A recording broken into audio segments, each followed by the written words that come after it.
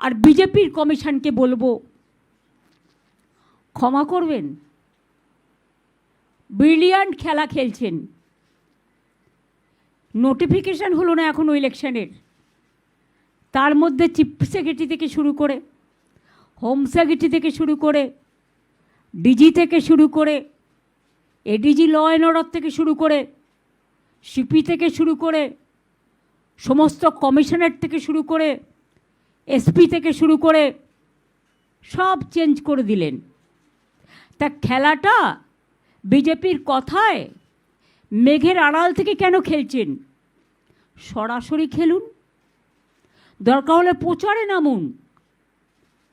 সব আইনই যখন ভঙ্গ করেছেন, সব বিধি যখন ভঙ্গ করছেন, তখন সরাসরি প্রচারে নেমে মঞ্চ করে মিটিংটাও করুন।